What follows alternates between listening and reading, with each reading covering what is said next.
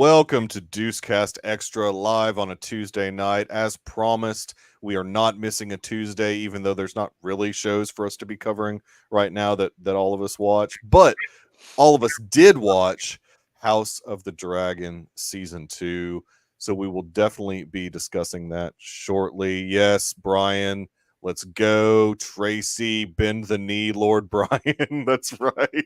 That's awesome. First, I mean, we're not going to break tradition just because we're doing, something for House of the Dragon. We're gonna ask Jacob, how did you extra this week? I don't know. It could be anything, dude. Last week we did break tradition and didn't, so I didn't prepare anything because we did not do How Did You Extra last week. I'll tell you what. Here's how I extra'd. I have finally finished the Twilight Saga. Oh, yes, I saw that. Yes. Let's just talk about the last movie. Okay. Have you guys both seen it? I've seen the photos and videos and clips of the baby. I love the baby. I watched all 5 of them Renesmee. a couple years ago because they're on the box office list. So they're on the box office list. The I've seen the first one. Yeah. Okay. The first one sucks. Yes. That's the first one, I think. Yeah. The fiance and I are switching off between Twilight and Star Wars. Figured that was a fair switch off. Just doing the 6 Star Wars and 5 Twilight. Okay. Granted, Star Wars is way better by every single to category. us. Yes. But, yes. This last movie, Breaking Dawn Part 2, had the chance. They were setting it up to be like a good movie. Yeah. And then the horrible, awful twist that they did just ruined it. Oh gosh. Yeah. Where everything was just a vision. My jaw hit the floor. Right. Maybe I shouldn't say good movie because I don't think it would have been a good movie, but it would have been like a fine, like enjoyable enough watch and kind of a culmination of 4 other movies, 5 movies. So I don't know. I'm just shocked at how popular these movies are. Is my biggest. Well, and see, I've always books first. Yeah, I've always wondered about that because I think that what happens when you have a popular book series is people feel like they have to stand for the movies also. And so even if the movies aren't like the best representation of the books, people feel like they just have to still love the movies or whatever. Man, those movies were popular with teenage girls around my age. So. They were. You're right. I mean, I remember it going to the mall, and when one of them would open, like the line would be out of the theater door. Right. Lining up for tickets. I liked a couple of I liked Michael Sheen. Michael Sheen in those movies he was fun because he was just so over the top. Yeah. And so Lee Pace was laugh out loud funny in the last one. Which movie? Twilight on Part 2. Oh. Yeah. This is how We're still doing extra stuff. Yeah. That's how you extra. That's how he extra. I'm sorry about that. That's awesome. My rankings: Twilight Saga Eclipse is number 1. Okay. New Moon is 2. Part 2 of Breaking Dawn is number 3. Breaking Dawn Part 1 is 4, and Twilight the original is 5. So it's amazing the first one is so bad, and yet 4 sequels came after it. I mean, it's just and that's the books for you. That's the book popularity carried that. The book carries the and you look at Kristen Stewart and Robert Pattinson. Really, really bad performances the first 2 or 3 movies. Yeah. They get a little bit better. Kristen Stewart's doesn't really, but Robert Pattinson by the last movie, you're like, okay, this guy's kind of got it. Like, I can see, looking back at these movies now, I'm like, okay, I can see who you turned into now. Like, you don't look like a completely different person acting in this movie. Right. But yeah, just so many aspects of it were just laugh out loud, funny bad. No, I agree. I mean, it was painful watching those, and I'll never do it again. That's for sure. I mean, I'm never going to rewatch them. There won't ever be a rewatch of Twilight for me, but it's just one of those series that I've never seen a single minute. It was on some dumb list on Letterboxd, and I was trying to get to 100% on it, and it was the only way I could do it. It wasn't even that all of them were on the list. It was just that the last 2, I think, were on the list, maybe. And so I was like, I can't just watch the last 2 of this series. I might as well No, Brian. I have to admit, Brian, I do own them in my collection. Yes, I have them in my collection. That's crazy. I will say, I enjoyed my time watching them. Not that they're good movies, but it was more of the company. Sure. Yeah, of course. I mean, that's all. Yeah, always. I had fun watching them because they were so bad. Yeah. Sometimes that can be fun also. Yeah. But anyways, well, Garrison is waiting patiently. Yeah. How did you exit Garrison? I went to the movie theater Friday night. Improv. Well, I wasn't planning on going, but then my parents were like, "Wait a minute, Trap's out tonight. Let's go see Trap." Oh, okay. And so I got invited to go see Trap with my parents, and I had a fun time.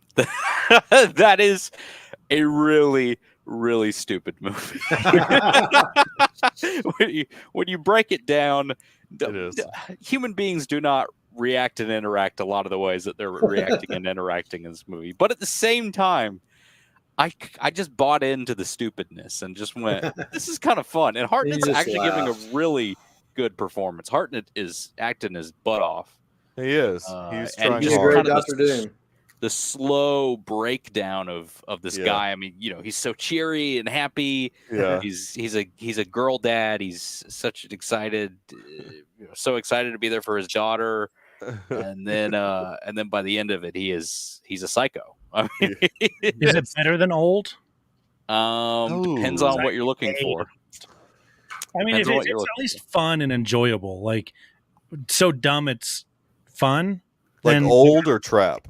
Go. Like, I thought Old was like not even fun. Like, it was just bad. Trap is fun because it's fun. I don't want to ruin anything, but no ruining. But anything. I do want to say that no spoilers. Ultimately, he just winds up getting out of every single situation he could ever get out of. It's like, really silly. At a certain point, you're like, "What the heck? What the heck is going on?" Yeah, it's silliness.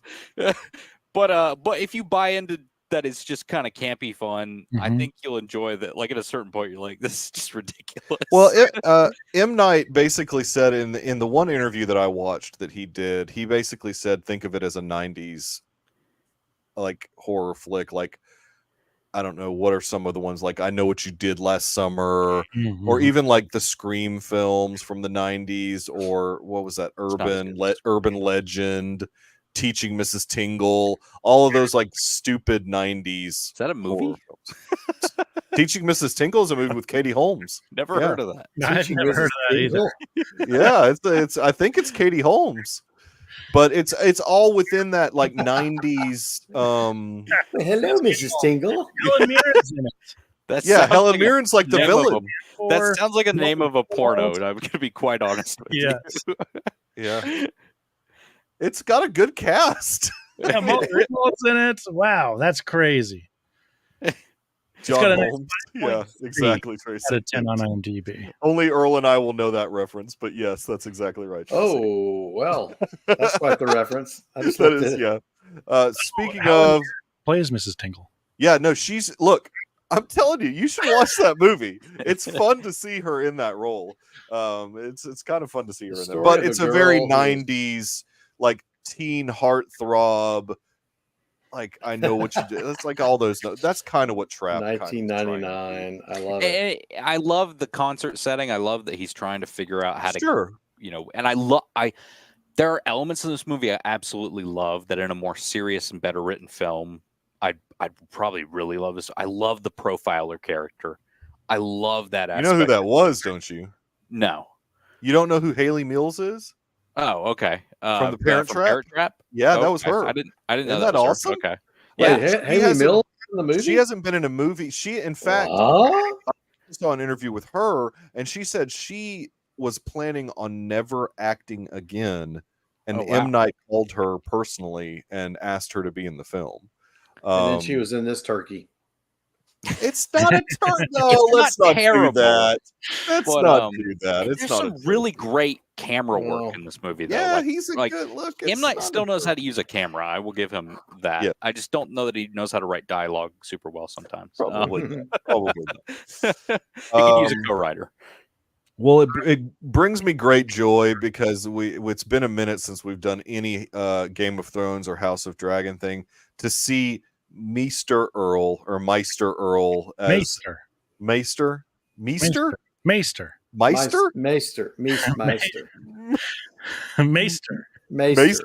Yes. I probably misspelled it, but anyway. No, you didn't. That's what's throwing me off. They call it Maester. Yeah, it doesn't have an A in it. It's Maester. Oh, there's an A. Okay. He did. MAE.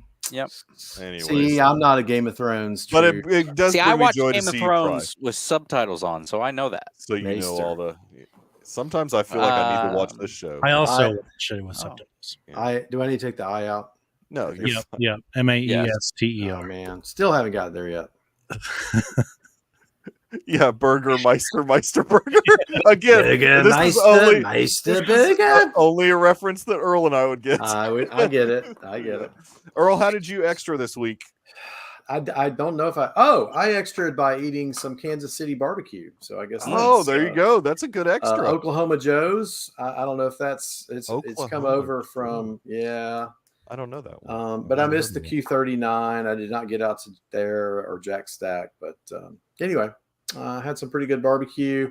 I saw a country. Hey, do you know a country singer named Alexandra Kay or something? Or talking to you, Jacob? She's probably still. If you saw her in Kansas City, she has not made it yet. It was a free concert. So yeah, she has not made it yet. Okay. She's trying. Good for her for trying. But if she hasn't made it out of Kansas City yet. What is it, Kay? Almost 1 million monthly listeners. Huh? Wow. Almost 1 million monthly listeners on Spotify. Oh no, this place was packed out, man. The Power and Light area. But people were just there to have fun. And, people were there just hang out. It was a free concert too. Yeah. Oh! She's on the Twisters album. Yeah. She's on the Jelly Roll song. She has made it in the credits. She's made it. That's cool. That's Alexander, album, is it Kay? Was I saying the right name? Yep. Oh yeah, there were a lot of cowboy hats there. A lot of girls looked like Hawk Tuah to me. I don't know. I'm serious. Everywhere I looked, I was like, Doc Carroll's trying to find himself a Hawk Tuah girl. That's right. He's going to Kansas. That was my goal. I'm going to Montana to find one now. I'm leaving Alabama. Oh my gosh. All right. Well, I'll just real quick do my extra so we can jump into House of the Dragon. We better do that. My extra real quick. I finished Mayor of Kingstown season 3. Oh, fantastic show. Wow. Taylor Sheridan, man. You're still watching. Well, yeah, but the season's over now. But they set it up for a potential 4th season. But I don't know. Jeremy Renner's in a weird place where it sounds to me like he doesn't really feel like he can act anymore, but or like physically able to like go through the toil of acting, just because of almost dying from a snowplow accident. But gosh, he's so good in this series because it's very different than any role that accident or. Well, season 3 was filmed after the accident. Oh wow! So I don't know how he did half of the things he did in the condition that he was probably in while filming the show. But because he was still running, he was still like doing fight scenes and stuff. Wow. Okay. Pretty wild, but that broke him. That broke him right there. Yeah, or something. But I loved it. I thought it's a great show. I know not a lot of people watch it because it's behind the Paramount Plus paywall, but I mean it is a fantastic show. Highly recommend if you've got Paramount Plus. When you said that, all I could think of was Mayor of Easttown, and I was like, "There's 3 seasons of that." I thought there was only 1. That's M-A-R-E, right? Mayor. Yeah. So I'm ready for the next Taylor Sheridan show, which is Tulsa King season 2 coming right around the corner. So I'll be definitely watching that. I'll watch that. I'm a Sheridan completist. I watch all his stuff, even if it's not in the Yellowstone verse. So let us dive in. I have no idea how we're going to successfully cover a whole season of House of Dragon in one episode, but we are going to attempt it. First of all, let's just go around. Like, Jacob, thoughts on the season overall? Yeah, I mean, the season overall, I've got a little bit of a bad taste in my mouth from Sunday night's episode. Oh no! Well, And we want some dragons. I blame Zaslav because what? This felt like an episode 8 of a 10 episode season. It did not feel like a season. No. That's absolutely, like, I'm not saying it's a bad episode by any means, but it is 100% Game of Thrones season finale. Like, no, not how it's you guys supposed are crazy. Michael, not only that, I got proof that it is an episode 8. But anyway, go on. And so, like, all season long, I've really been enjoying the show. I think it's excellent television. I think it's up there with the good seasons of Game of Thrones, if not beating some of those. Just a little bit of a sour taste in my mouth, and especially the fact that we have to wait 2 years for the next season. Like, we had to wait forever for season 1 to come back. So, Tracy, I don't think this is true, but maybe it is. I don't know. I kind of do think it is. It still looked great, though. Wait, Garrison has proof. But yeah, I mean, it did look great, but like, to really just, I mean, the tweets have been crazy. They've been maybe a little bit of hyperbole, but like, it is true that, like, at the start of season 2, holy crap, we're on the brink of war. Mm-hmm. At the end of season 2, holy crap, like, we're on the brink of war. Like, nothing really happened. Like, sure, there's like, I don't want, I shouldn't say nothing really happened. Yeah, well, you're saying the main story has not really progressed a lot. Yeah, many chess pieces have been moved. Many chess pieces have been moving for the. And that's how the show excels in that type of stuff. Yes, for sure. And it's just, give us one of the things. Give us one of the battles, or give us something. Heck, if they would have shown, we had Rook's Rest. I mean, we had one. Yeah, for sure. But like, if they would have shown, what's his face, one-eyed guy, Aemond, burning that town at the beginning of the episode, I think people would have been much happier. Instead of just showing us that it had already been sitting and it's burning. Yeah, it's just. I know it's budgetary things. So I love being back in this universe. I'm excited for Duncan Egg. I don't think it's going to be quite as impactful as this stuff was. Yeah, because Duncan Egg is like before. It's right before Game of Thrones, right? It's like 90, 100 years before Game of Thrones. So it's in between these two series. Yeah. And this is like 190 years before-ish. Something like that, something around there. What is this next one called? Knights of the Realm or Knights of... Yeah, Knights... A Knight of the Seven Kingdoms, maybe? That's right. A Knight of the Seven Kingdoms. So, all right, Garrison. Garrison just binged it, so he's probably more fresh than we are on some of the episodes. So what did you think? So I binged to the end of season 1, and I thought, wow, that's a great finale. Killing the... kid like that. The kid, yeah. Good thing I didn't have to wait a year. And then I started up season 2 immediately. 2 years. 2 years. Yeah, that's right. Yeah, it was 2 years. We're gonna have to wait another 2 years. Yeah, it's crazy. That ending. Wow. I'm getting through this season. I'm loving it. I love Matt Smith from the Doctor Who days. I love him in this. It's a completely different performance. Yeah. But he's so good. I love the dynamics between a lot of the characters we've gotten throughout this season. I do love a lot of the character progression. Yeah. But I do agree with Jacob that ultimately, in terms of the larger story, it does feel like an episode 8 out of 10. And I think that is the case. I mean, I think they literally chopped off basically. I do think that they condensed some stuff down into those 8 episodes as much as they could, but they did cut off a final battle. We know that. This is compiled by a bunch of Redditors, but there's a whole thread of this stuff. Sarah Hess, who's one of the writers, obviously, commented on the season saying it wasn't really our choice on the number of episodes being reduced from 10 to 8. So it was a Warner Brothers choice. I mean, she's going to be upset because they've already said third season's just going to be 8 episodes. Writing for season 2 had reportedly started by May. Well, it's going to be 4 seasons, right? Isn't that what they've said? 4 now? total. Total. So they overhauled some character arcs. So they, again, they did try to condense some stuff, but ultimately, Deadline reports that a major battle was removed from season 2 and is now in season 3. And Condell confirmed what battle that was in recent interviews after this finale. It was the Gullet. The Gullet battle. Battle of Gullet. So that was supposed to be at the end of this season, and it feels like such a direct lead up to seeing that, and then having kind of an epic finale, and even a penultimate epic, and then a finale that kind of wraps some things up and moves on to the next season. But ultimately, yeah, I mean, it feels slightly unsatisfying. I enjoy it. I like it a lot. Michael's not feeling what you're saying. Well, I know Michael put in the Discord. I was so satisfied. Michael was like, "This is one of the greatest seasons out of any Game of Thrones." And it was one of the greatest seasons. But it's very good. It's so good. But the ending was not it. It's very Andor-like. It's very Andor-like. No, it's better than Andor. It's better than I also agree. Well, let's not get crazy here. The dialogue is just so good, and just the machinations. And it is, and all so good.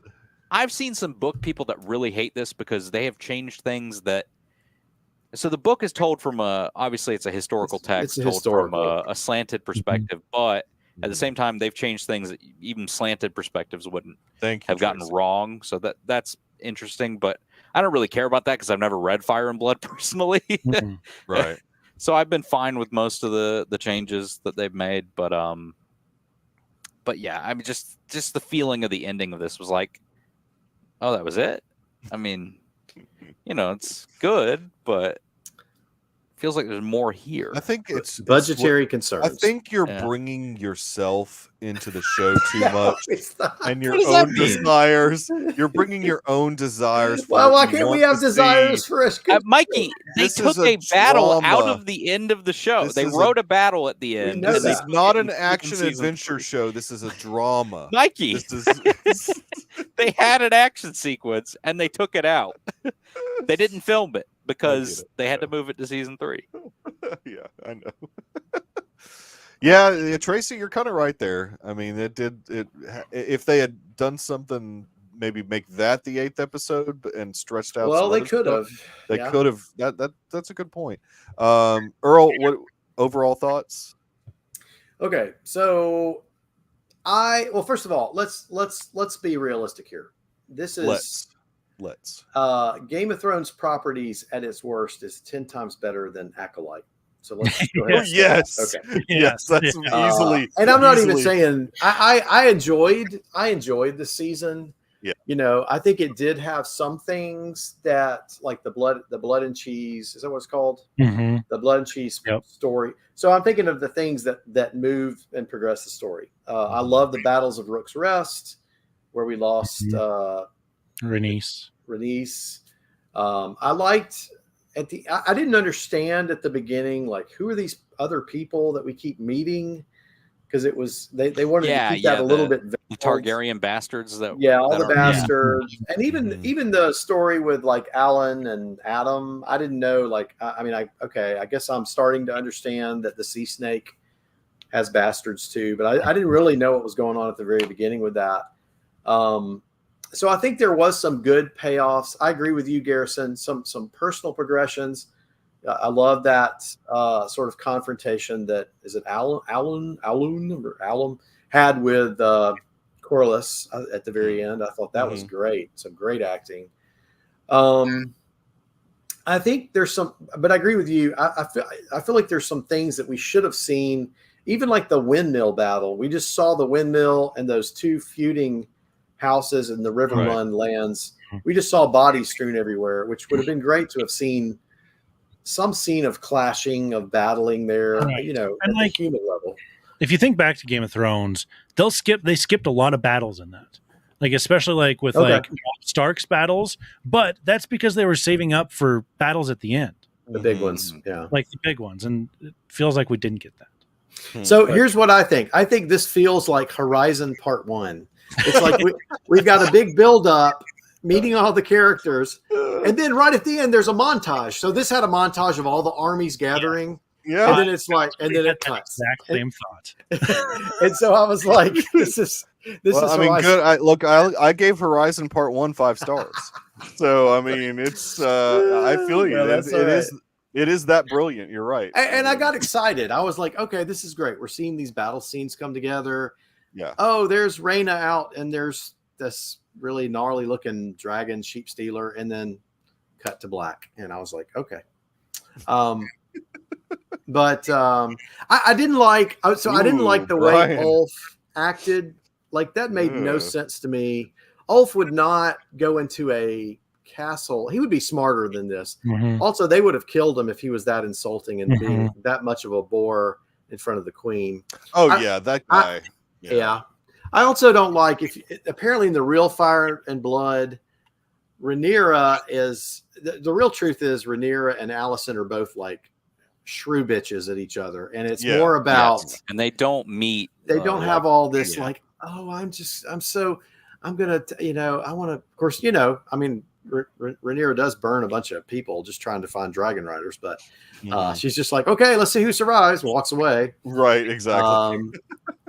I heard somebody say in one of my little listens that I think they thought that what's the big dragon's name that they were testing? Vagar. Not Vagar. No, it's the big one. The one that Vermithor. So they really thought, in a way that should have been the ending with him burning all these people. Yeah, it felt, and then have Hugh Hammer, I think's his name, take him, because it feels like the next one, if you're not going to go to a big battle, it feels like a sort of a denouement. It could have been a first episode for the next season. So I don't know. I did enjoy the season, and I know Mikey, I kind of was a little bit down on it. I didn't necessarily love all of the witchy stuff in the Harrenhal. I think it ended up paying off, though. It did. No, this episode I liked what they did. Yeah, and I think I finally liked it, but I didn't. About 4 or 5 episode 4, episode 5, I'm like, okay, I want Damon to do something. I want more. If I have one complaint about this, I love Matt Smith. I think he does a great job acting. He spent way too long in this season there. Yes. I mean, he just. Yeah. I get what they're doing with that character arc, and it pays off right at the end. Yeah. And I like the bending. Him bending his knee. And, well, even just he's learned a lot, obviously, through the visions, especially. Right, exactly. The whole winter is coming thing. So he basically. And I know that they want you to. Sorry. No, go ahead. I know that they want you to feel like he's gone through a really long journey to get to this point. Yeah, exactly. Yeah, yeah, he did. Pretty much. I mean, like, geez, can we like move this specific story a little bit faster? I'm glad that they got to that point with Damon, because he basically knows everything now. Yeah. And he knows that they're just a very small cog in the wheel. And so he knows that Rhaenyra has to, he knows that she needs to ascend the throne, and, basically has to bend that knee. And gosh, that scene was so good. Epic scene. I love the stuff between Larys and Aegon. I love all of that storyline. I do too. I like that a lot. That is some awesomeness there for him. And I love how, yes, Aegon on his deathbed, but his character through that has had to evolve. He's growing. He's growing as a character. He's seeing a bigger picture. First 2 episodes, Aegon would never have even thought about escaping in the way that he did with Larys. Right, I mean, and right. so I just, He's finally listening to other people.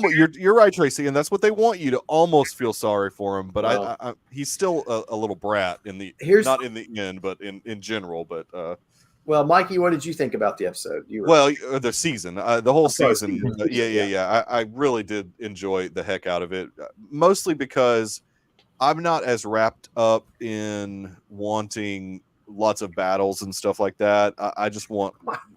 I don't care about that stuff. That's fine. Okay, I don't either. But it's not about me wanting battles. It's me about wanting mainline story progression and almost and a satisfying conclusion. No, I think that every series on television right now does this little thing where they're stretching out too much story into too many seasons. Like they're trying to be like, okay, we've only got we really only have maybe enough story here for 3 really good seasons, but let's try and stretch this to 4. I mean, they're not the only show that does this. I don't think House of the Dragon has stretched a whole lot aside from Damon's character arc in this specific season. It really felt more like they just didn't finish the season. Well, they had to have known that they weren't going to be able to, though. They knew that after they finished the scripts. They finished the scripts, and then they were told it's got to be truncated down to 8 episodes. That's already, we've got the timeline of that stuff. They announced they finished the scripts, then they got told it has to be 8 episodes. Do you think we'll get episode 9 and 10 as the beginning of the next season? I'm sure it'll probably be episode 1. It'll be combined 1 and 2. Yeah. I mean, it won't be, but yeah, the battle will be probably. I'm just saying, yeah. I'm hoping that they don't just wait. Say, and the battle give us the battle in the first episode. Don't what if they just show a battlefield? That was a rough battle. Here's what happened. I wish you guys were there for that. Yeah. Yeah, exactly. Sorry, we did this off camera. My bad. It was really cool. Battle starts, our POV character gets knocked out, he wakes up, it's over. Yeah. I think that from a budget, I don't know how this necessarily works from a visual effects standpoint, but I think from it's got to probably help once they start knocking off some of these dragons, because I'm sure that's a lot of their budget is all these different dragons and all. I mean, and those are cool, but I'm not really in for the dragons. I'm just more in for like the character building and the machinations and the chess pieces. I want to see the dragons dance. I don't care about. I just never really cared about the dragons. They're cool. They look great. They look way better than they would if it was on Disney Plus. That's for sure. Yeah. I mean, they look great. I feel like the teaser at the end of episode 7 maybe did a disservice to people as well and hyped people up too much, because it had like Damon telling what's her face what the heck is her name, Alice. Nope. So I'm sorry, not Damon. I said the wrong person. Allison's son with one eye telling his sister Aemon. She's Aemon telling, wow, names are hard. What is her name? Allison? No. Nope, Allison's daughter. Yeah. Heather? It's something, it's like a normal name, isn't it? No, it's Ileana. Hold on. Helena. Yes. It is kind of a normal name. Helena is kind of a normal name. Helena. Aemon telling Helena that she needs to ride the dragon, and I think people, including myself, thought like the dragons are going to dance. And so I think maybe some of the teaser stuff did a disservice to this episode as well as it being a finale. Also, can we talk about the Lannister mud wrestling? Hey, I do like that guy. That actor, I like that actor a lot who's playing that Lannister guy, and he's playing him perfectly. He really is playing him perfectly. I mean, the other character is played by Abigail Thorne. Yeah, yes, she was in The Acolyte. Yeah, she was in The Acolyte. He's also a YouTuber. I didn't know about philosophy. Yeah, exactly. He's very Lannister. Exactly.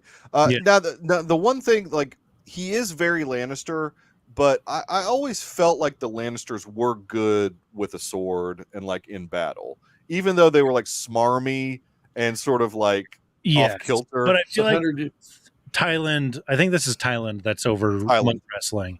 He's the twin that it's not as good, right? Because his twin brother is out leading the Lannister army. Right, exactly. Oh no, I thought this was the good one, and the other one was the more arrogant one. Am I wrong?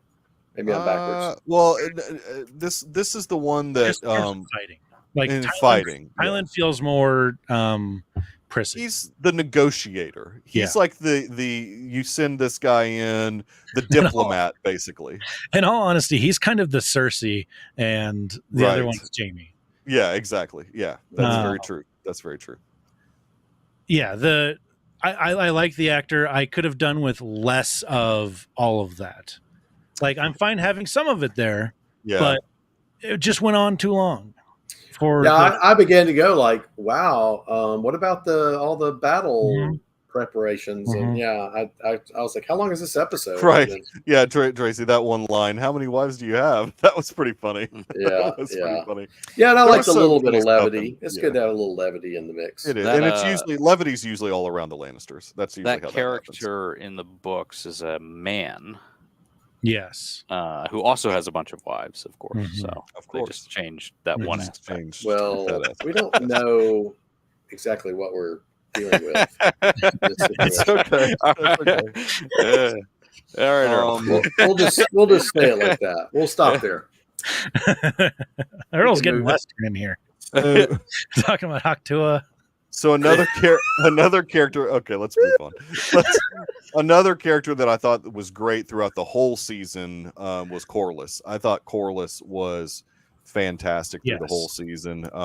Going through the tragedy, obviously, of losing his wife, and then becoming the hand or whatever, and then getting called out basically by his bastard son in this episode. That scene was freaking amazing. I love that scene. Yeah, that particular actor I was kind of familiar with because he was in a Ridley Scott produced show that was on Max only. Yeah, that was cool. I watched that show with the sci-fi show that he was in, and he played like a droid in it, didn't he? Yeah, he did. In that other show. But the actor's name is Before We Die. Abukar Salim is the actor's name, and he was good because it was interesting. What now? Well, Alan. Alan. Okay, I thought you were talking about the sea snake. No, well, I'm talking about that scene that they were in there at the end where Alan calls him out. Steven basically, Croissant or something. Yeah, calls him out for basically being a bad dad. Like, you sort of threw us under the bus, but it was cool because really the whole season, Alan had been just kind of subdued, and then to see him come out, it was all it was all that rage building up, and it was another great scene. There was a lot of good, I think, character payoffs. Abubakar Salim. A lot of good. Whatever, Dave. Earl. Yeah, whatever. Sorry. Dave's the one that always does stupid pronunciations of names, but yes, and Toussaint is fabulous. Yeah, you're correct, Tracy. Salim was in Raised by Wolves. Oh yeah. Brian's right on this. It's so weird that he is so embarrassed by his bastard children, he was willing to let a bastard inherit Driftmark. That's right. That's right. I mean, yeah, called it out there. But anyways, I think that all the character stuff that was in this last episode was a lot of good payoff for everything that was going on throughout most of the season. The battle thing, yes, it would have been cool if there had been a big battle in this episode, and that would have been very Game of Thrones like to have a big battle. Usually those were the penultimate episodes, though, in Game of Thrones. And I think that's why we were expecting it here, because we didn't get it. We didn't get it. Yeah. We got big moments in the penultimate for sure.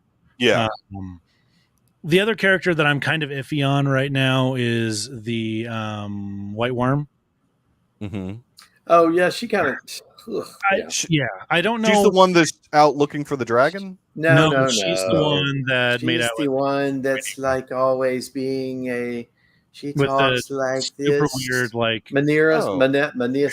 Yeah. What's wrong? I like her. I don't know.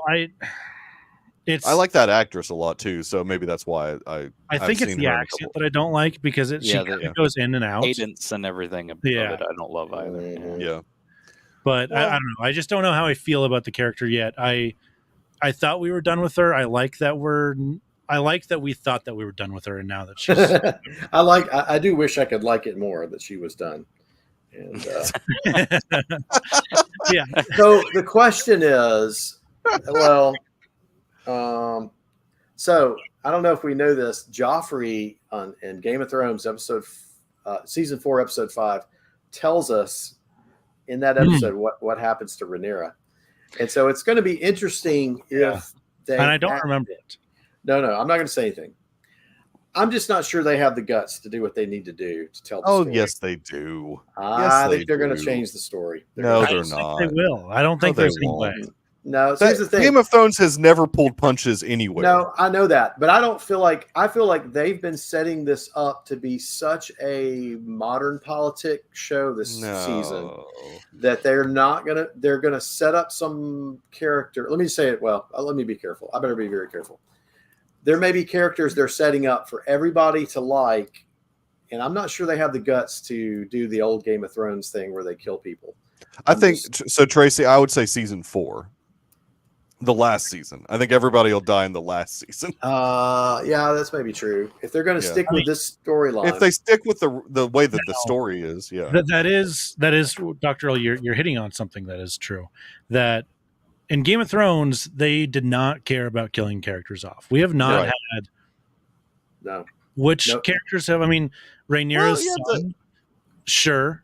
That was a major death. But we weren't like emotionally invested in him like we were Ned Stark, for instance. Rhaenys, you're talking about Rhaenys? No, well, Rhaenys too. I thought Rhaenys was a great character, and I was bummed when she died. Yeah, that's true. That's true. That was a great episode. I forgot about Rhaenys. Very good episode. I like Tracy's statement, but I just think they're going for 4 seasons, so it's not even gonna happen. Well, that'll just mean that they have to speed up that process, and they have to go. To trust Mysaria. Yeah, I think she'll backstab her for sure.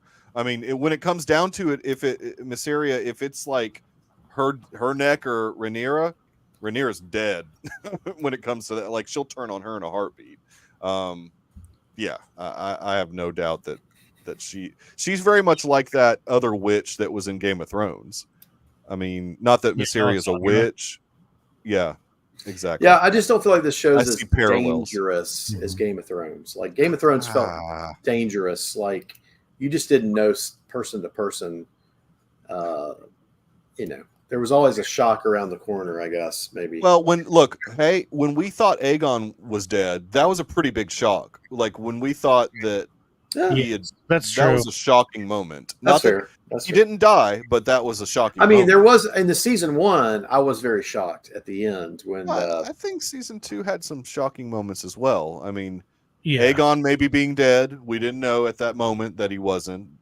I don't think his dragon's dead either, by the way. Oh, really? I think his dragon's pretty dead. We'll see. Interesting. Yeah, there's a storyline. I know what you're talking about. Oh, okay. Well, see, I didn't read the books. I didn't read the books. I didn't read the books either. I've just unfortunately been spoiled a little bit. Oh, I don't look for spoilers on stuff. So me neither. I don't. You might have gotten spoiled a little bit. Yeah. So let's talk. I do want to talk about that wandering daughter that finds this dragon at the end of the episode. Rhaena. So why is there a random dragon flying around? Like, I thought they knew where all the dragons. It's a wild dragon, is what. I didn't. Yeah, I mean, they kind of established this midway through the season, I guess, but I don't know either. Yeah. Well, there's also 2 other dragons that haven't been claimed either. What are their names? They've been mentioned that they're. That Rhaenyra has? Well, I think Daemon did in season 1, Cannibal and Grey Ghost. He didn't say them by name, but there's 2 others that are. Here's what I don't care about. Dragonstone. Here's what I don't care about. That apparently a lot of people care about is the dragons' names.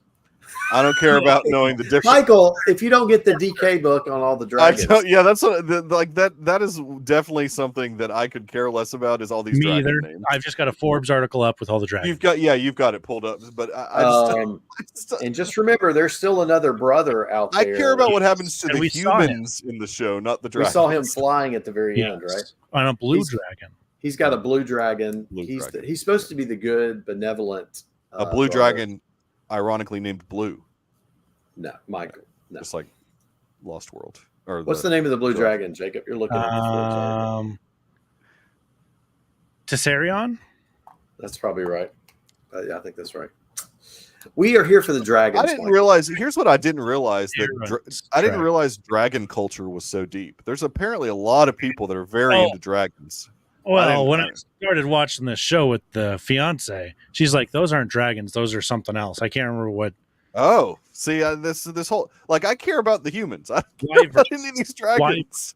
These are technically wyverns. Wyverns only have 2 legs. Dragons have 4. I'm like, no, these are dragons. It's called House of the Dragon. These are supposed to be dragons. Wow. Where does dragon culture come from? That's a smart wife right there. Michael, do you know the name of the dragon that they saw at the very end? No. You don't know that's Sheep Stealer? No, I don't know the names of the dragons. I don't care about That's the name of the dragon. I don't care about the names of the dragons. Kind of a rough one. Sheep Stealer? Wait, which one's the one that the girl comes upon is Sheep Stealer? Yeah. Why do we know that? Because I've heard the story. I also think it was in the subtitles. I think it said like Sheep Stealer. Oh, I didn't do the subtitles. Yeah, I had my subtitles on. You had your audio description on. This is Sheep Stealer. Because sometimes I can't understand some of their British, so I have to. No, you're right. I think this episode especially, I would have liked to have, seen. So Otto, I liked Otto. I wish he was in the season. Oh, more. I know. I love that he's around, but he's in a cage, which I was like, captured. Oh. Yeah, he's captured. So I think it'd be very kind of cool if he was still in King's Landing in prison. Somebody's just got him caught. Well, it looked like he was in a moving vehicle of some type, captured. That's what I felt. I thought, to me, it felt like he was in a carriage. I think that's because right after they showed him, they cut to Aegon and Clubfoot. Yeah. Oh, maybe going away, because I had that thought as well, and then Laris. Yep. Well, he's Clubfoot. That's what he is Clubfoot. Yeah, and I like Laris's arc this season. I really like. I really did not like him. No, because I was such a fan of like Harwin Strong. I was like, this is going to be an awesome character. I did not see it coming. Yeah, did not have that spoiled for me. Which, speaking of, I still don't trust him, but I was going to say he has Mysaria vibes to me as well, though. Yes, he would do anything to protect himself. A ladder climber, type of deal. Littlefinger's exactly totally crazy. Totally, he's definitely a Littlefinger. Yeah. Hey, Littlefinger's in Mayor of or like Kingstown, the Spider. He's a little like whatever that character was. What was that guy's name? Valor. Oh, I know who you're talking about. The bald guy that was the Whisperer. He was a Whisperer, eunuch, right? Wasn't he a eunuch? Yeah. It's all right. Keep going. I'll look him up. I very much enjoyed Jace this episode. I thought he showed some good character growth, and he was actually intimidating and semi Lord Varys. But that's he was semi leader worthy, I thought, for the first time that I've seen from him. Yeah, I yes. I agree. I'm on Ulf's side. Who needs all these manners and no. But I think Ulf though would be smarter. I mean, it just seemed like he just kind of changed character. Yeah, I kind of didn't like how he was he just totally disregarded. Let's lighten up around here. When Rhaenyra says that stuff to him, I'm like, okay, he's gonna take it in. He's gonna, and he's like, nope. Hey, I was kind of okay with Kristen Cole this episode as well. Me too. I think that he's very humbled. Well, he's very humbled but also unfortunately very doomsday about everything now though too. He's just who cares if we all die at this point?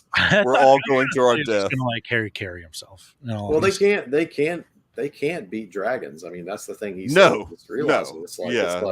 There's no beating dragons. Bringing a rifle to a nuclear war, unless you're the Greyjoy guy that got introduced in the last season of Game of Thrones. Then taking it down a dragon is no big deal. Shooting those big giant arrows. You got to have those big arrows. Yeah. They don't know they can do that yet. That was that very. They got him. Rain of fire. That's I like Allison's brother. He was building those big arrows, whatever you call who was? Hammer. Hugh. He was that was his job. He was building those big hammers for the walls. Let's fire him up. Mm-hmm. Yeah, I mean, Brian, you're right. I mean, I don't think that he wanted to be Kingsguard, though. I think that they kind of forced him into that. I mean, I think it's a thing. No, he was a man of honor at one time. I think he was a man of honor from a low house, and this was a great honor for him in his house, and that's why he took it. And then he definitely didn't want to be Hand for that short period of time that he was the Hand. Well, and remember, he fell in love with Rhaenyra when she was young, And then when she sort of basically, he wanted to run away, right? If I remember correctly. Mm-hmm. He wanted to get married with her. And she was like, well, no, I've got to be a queen. I don't know what you're talking about. Like, you're just and then his honor was like struck. So then he turned to Alicent to try to bend her. He became so terrible. I watched all this stuff in the last week. Yeah, you've watched it. That's right. I remember I was like, I really like Sir Criston Cole, and then he became a terrible character. And I think he's come around. He's had the most character arc out of all of them, really, because he's kind of come back to this part where. I mean, I think Damon's had a pretty big character arc. Oh yeah, Damon for sure has, but I think Cole. I'm hoping that Cole gets to have a heroic moment though, like in season 3. I mean, I know it seems like right now he doesn't really feel like he's interested in having a heroic moment, but I feel like he will maybe save the brother, like save Alicent's brother or something. Just something small. See, I don't want to see Kristen Cole die a fiery, painful death. No, me too. I wouldn't mind that, but before he dies a fiery, painful death, save Alicent's brother. I mean, I think that'd be a cool. Yeah, I like the brother. I like that. Yeah, I think the brother's cool. So I don't want to see the brother go. I don't want to see Ginger. I got to support the Gingers. You got to support the Gingers, of course you do. Exactly. I'm trying to think of any other storylines that they were trying to. The Alice Rivers stuff was interesting. I definitely, for most of the season, did not think she was real. Her, yeah. Interesting. Yeah, I don't know. You thought she was an apparition of some kind of. She still could be, man. The weird thing about her, she tells like Damon towards the beginning of the season, like, you're gonna die here, right? And obviously he doesn't in this season. So well, is that a real reflection of his future, or was it his self that was going to die? Yeah, I know. That's what I'm thinking. Was it supposed to be metaphorical? Yeah, metaphorical. Yeah, that could be. I mean, because he does have the revelation by touching the tree of like everything that's going to happen. This is an episode back, but I really liked Oscar Tully. Like, I like the little boy who came in. Oh yeah, the little kid. It's just like, I don't like you, but I know we've got to. He's just right. I know we've got to like work with you here, but I don't really like you. He was a boss, man. He was kind of like what's his grandpa's name? Yeah, she's a seer. They were named after. Lord Tully. It was Oscar, and then in the book there's another Tully that's Elmo Tully. Oscar, Elmo, and wait a minute, Bert Tully. Wait a minute. Oh, who was it? No, come on. They're all named after Muppets. Yes, from Sesame Street. George R. R. Martin. What's Kermit? Yep. Kermit Tully. I love it. Yep. Grover. Nope, Grover. Grover Tully. There is a Kermit Tully as well. Yep. Grover was the one who died, right? Yes. Wasn't he the one who? He was the old one that was like waiting not able to do anything. Yeah. Oh, that one. Did we mention? Yeah, I think we did briefly, but we mentioned Helena and Aemond on the outside having that one conversation. Yeah. She actually stood up for herself a little bit. He was there. like, "You're going to ride a dragon," and she's like, "No, sorry, buddy. Sorry, bro." She's going to get on the dragon. She'll do it. You think so? I think so. I think she'll get on. I think so, but I don't think she's going to fight for the Greens.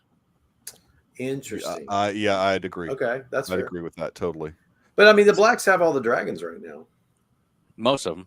And I don't mean that. That sounds very weird to say, but obviously they don't have Vagar and. They don't have the best dragon, which is Vagar. Hey, where's that one, Mike? Where's Baelor? He's the biggest of all. Oh, stop it! Is he even still alive? Stop it with the dragon names. I think Baelor's still alive, isn't he? Didn't they say he's an Essos or something? Oh, maybe so. Stupid dragons. Vermithor, man. Do you even throw? Hey, Mikey. Yeah, Mikey. Which one did Ulf get? I know that one. I don't know the dragon's name. Do you not know which one Ulf got? Serpentor. I don't know. Silverwing, right? Silverwing. You got. Yeah, I was close. Serpentor. That's a G.I. Joe reference. Yeah, why aren't the dragons named after G.I. Joe characters? Brian, I'm sorry if I'm insulting anybody in their dragon knowledge. That's not the like. I don't see the dragon names are not in the cast list, so I don't That's This I is don't really where all care the about money, them. all the I will money's say going to that. That Michael, was to make very brutal when they drug not Dreamfire, the head, Sunfire's head, right? Sunfire's head, through No, the. no. Yeah, that No, was not his head. No. No, because Sunfire's still alive. That's Aegon. That's right. What was that's why I'm like Melissa's head? Melissa's. Yes. Yes. But whose drag wasn't that? It was Aegon's- Rhaenys. Rhaenys' dragon. Yeah. Oh, yeah. That makes When sense. they, That like, makes sense. Carried it through King's Landing. That Yeah, was yeah. brutal. Brutal. That was very. And then you know what's more like brutal that is the backfired. humans that were hanging. That's more brutal. Oh yeah, with their to head, with me. their skulls. Yes. I love that they just kept the dog waiting there the entire yes. time. And then when they pulled him out on the cart, the dog was following. I feel like the dog isn't actually like waiting for him, like his owner, like in a nice way. I feel like the dog's like, I'm gonna eat this guy because he kicked me. I don't think so, Tracy. I don't think Thor has an IMDb. Serpentor might. He should. Serpentor might, but I don't think Vermithor does. So, I ultimately still am on board, and I enjoy watching. Yeah, how could you not be? Yeah, it's like you said, this show is 10 times better than than Acolyte. Like it's so much better than Acolyte. Not that it's fair to compare them, I guess, but I mean, it's 10 times, 100-fold better. But but I think the thing that I thought in the middle of the season, I'm like, I don't understand. I don't really care about this small folk arc. Now, at the time, I didn't know they were going to become the Dragon Riders.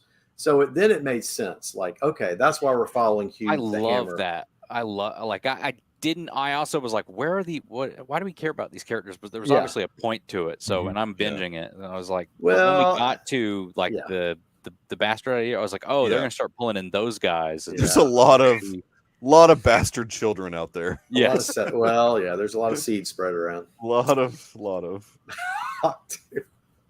Man. Anyway, girl.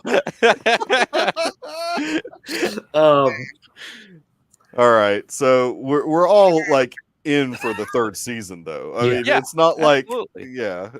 Oh man, all the way, yeah. Whereas like certain shows, there's been certain shows that I just have stopped watching, like Snowpiercer. I just could care less about this fourth and final season. I just could care less. Mikey, I've got a great movie for you to watch if you want to. I've seen Snowpiercer, the film. Hey, before you do that, Garrison, I was going to say, I felt like at first what I was not wanting in the middle of the season was like, okay, if this is just going to be about a small folk uprising, and it felt like they're acting. I mean, and Jacob, you'll understand what I'm saying. Some of that acting felt like a scene from The Chosen to me. Like it seemed like a little less budget, and it just seemed, I don't know. So I think I was being taken out of it a little bit with those scenes. Well, I was taken out of some of those scenes because I recognized the one of the actors in it. Oh, really?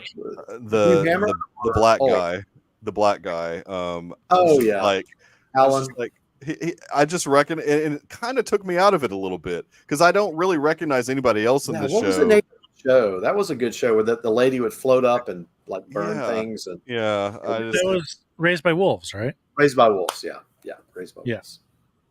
Well, no, I'm not talking about that guy. I'm talking about the guy in the wait. You're talking about the bar scenes where they're talking about the dragons in the bar scenes.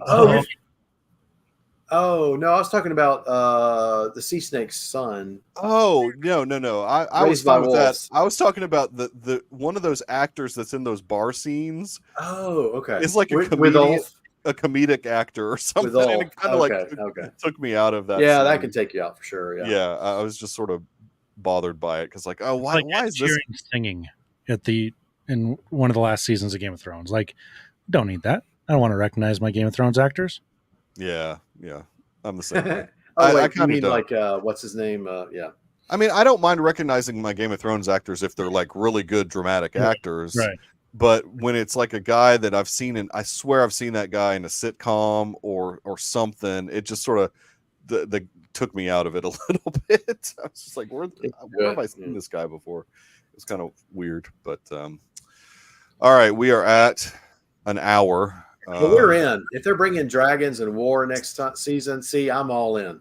There'll be lots of. Don't worry, Earl. There'll be lots of dragons.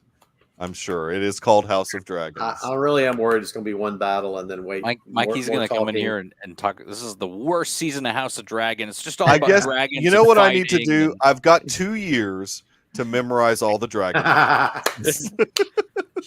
So I've got 2 years to prepare and memorize all the dragon names and try and care about what happens to the dragon. As long as you know Vagar and Vermithor, you're pretty good because those are the two biggest, right? And Serpentor. I do feel like this show is harder to remember names of characters because they're all so similar, even though there's less characters than Game of Thrones. Right. But there were more houses in Game of Thrones, so their names were They're different. For a while, Rhaenys and Rhaenyra was a little bit of like a Aegon. Rhaenyra, I knew Rhaenyra, but Rhaenys was like. And then the young Aegon, daughter. Eon. There's and then you've got all the different Aegons and Baylor, Rhaena, Rhaenor, Rhaenyra, yeah, exactly. Which is why she gets confused and puts Aegon on the throne. I mean, it's just kind of happens in the show. Yeah, fair enough. Yeah, exactly. Just spell them all with an AE and a Y. Exactly.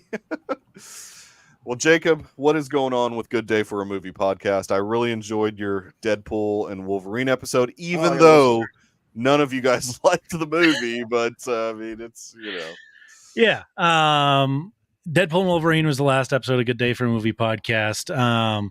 Next, we are starting our game of Denzel Connections, and we are reviewing it's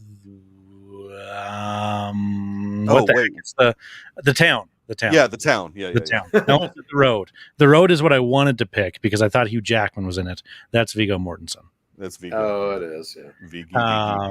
Yeah. So we're reviewing The Town next. We're hoping for a Monday release. It may be a Monday night record release Monday night or Tuesday record release Tuesday night. So you'll get one episode next week. I don't know when it will be though.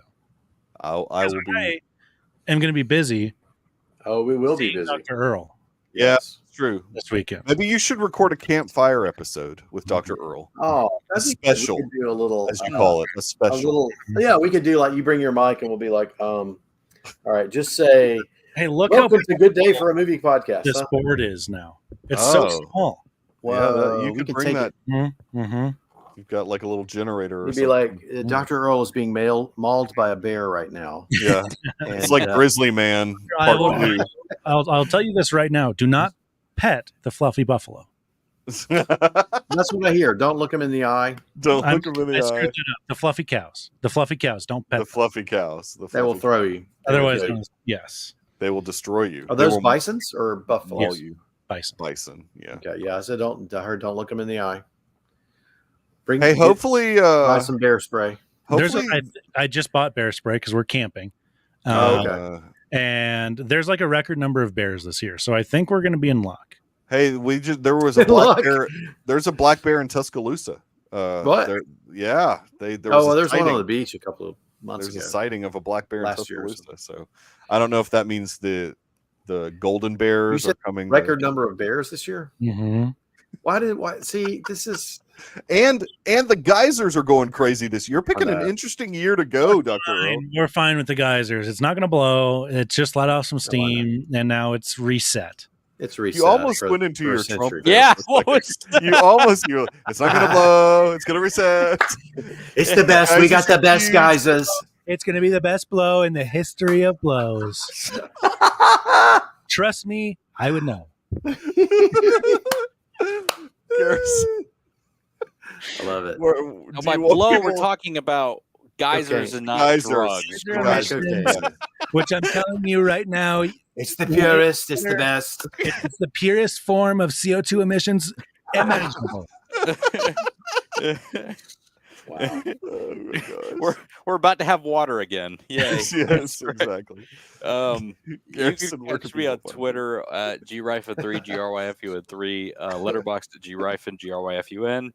Hopefully we'll be doing a little Deucecast college football stuff if Rhett wants to set that up. But Rhett's hopefully going to set that up soon. I know you guys playing your video games or whatever. It's so funny because I listen to, so Rhett's wife has a podcast, and I listen to that podcast where she complains about how much Rhett plays that video game. So I get both sides of it. It's really interesting. Very interesting. Earl is off the grid, and we'll definitely he's going to be very off the grid, way off the grid for the next few days. I'm going to be talking, Mr. Bear. Hey, Mr. Bear. Mr. Bear, like in Grizzly Man. In Grizzly Man, yeah. He's going to be hanging out in Yellowstone. So you're going with Jimmy and Stuart? Yep. Oh, that'll be good. I'm traveling with Stuart. Jimmy Stewart. Oh, no, hang on just a minute. Gosh darn a minute. That's not a very good Jimmy Stewart. But that was okay. It worked. Okay. All right. Goes to Yellowstone. Yeah, Jimmy Stewart goes to Yellowstone. That'd be that's good. right. Yeah, Mr. Smith goes to Yellowstone. That'd be a good sequel. We'll tell you about Jacob. Jimmy will talk your ear off. Oh, Stuart, Jimmy, he's a storyteller, man. Stuart's very stoked. Probably won't say a word, but Jimmy will try to sell you Yellowstone. Here's the deal: if you give me this amount of money, I'll sell you. You know, he's a big talker. So lucky for him, I'm broke, and I'm kind of in the middle. I'm just like reining them in. They may be at each other's throats by the time we see each other, but that's awesome. No, not really. Well, I'm just kidding, Jimmy Stewart. If you're out there, I know you don't listen, but if you're out there, we're gonna have a great time. We've got a fun episode of the Deucecast movie show coming out tomorrow with Jeremy Burgess talking about horror films, thrillers, chilla, as Dr. Earl calls them, chillas. Thrillers and chillas. Burgess said it sucked, so. Well, that's just his. Yes. Wait, who said what? I thought it was a great episode. Discord. Yeah, I thought it was a fun episode. He was saying it in jest. Yes. Yeah. Are we going to censor Burgess, or are we going to let? He was a little raw in that episode, so hopefully Dave beeps him out a couple times. There's some blue content here, guys. There is some blue. When you get Burgess on your show, he will provide some blue content. But it was still really fun. It comes out every Wednesday on all your podcatchers. We've been doing that show now for almost 15 years, talking movies and stuff. So it's been a fun ride. Explicit tag. We're gonna keep going with it at least to 700. I don't know what'll happen after 700, but we're going to at least push through to 700. But not only that, we will be back next Tuesday. We'll be talking about whatever news comes out of D23. So we'll have a little content there. And then we'll just do our regular extra. It'll probably be a shorter episode because we really don't have a show to watch. Maybe Errol and I will bring Yellowstone pictures. I mean, we'll have Yellowstone I'll content, still be out there somewhere. Oh, yeah. Next Tuesday, you won't be back, will you? No, I'll still be in Montana somewhere. Yeah. Somewhere lost in Montana. I will bring Yellowstone pictures. Yes, bring pictures. Oh, yeah. There you go. Bring it. Looking forward to doing that. We will definitely, as far as future shows that we're covering, Agatha All Along is kind of the next one on the radar. I'm contemplating Penguin, but I kind of don't like to run two shows at the same time because it just what time does that come out? It's the day. It's the day after Agatha now. Wow. They moved it. They moved it to the day after Agatha now. No, wait. When is Agatha being released? What? September something. No, what day of the week? I mean. Oh, it's back to Wednesdays, so we'll just have to wait till the following Tuesday to cover. So it's like kind of how we used to do it. And then Penguin on Thursday night. So that's not terrible. Oh, Penguin's September 8th. So it's a couple weeks, I think, before. Really? I thought they moved it. September 18th for Agatha All Along. Oh, wait, you're right. They moved it to September 19th. Yeah, they moved it. Yeah, so the Agatha starts on the 18th. Penguin starts on the 19th. Look, we'll talk about it if we want to run figure it out. It's okay. If we want to run two shows. Yeah. Thursday for an HBO show? Yeah, it's weird, isn't it? It makes me wonder if they're going to change that. And that's just stop. Yeah, I don't know why they're doing that. With HBO. Maybe it's because it's a DC show. I think. Well, this was supposed to be a Mac show originally, anyway. So yeah, I don't know that they're treating it like a tradition. I know that they're putting it all under the HBO banner, but right. So, anyways, yeah, this is post-show stuff. Thanks for hanging out in the chat. We had Tracy, we had Brian, two Brians hanging out in the chat. Yeah, really appreciate you guys. We had, we're still broadcasting on Facebook also. So, if you catch us on Facebook, we're at the Deucecast over there. We will definitely see you guys next week, though, for more extra content. Go watch a movie, watch some TV, and stay safe out there. Later.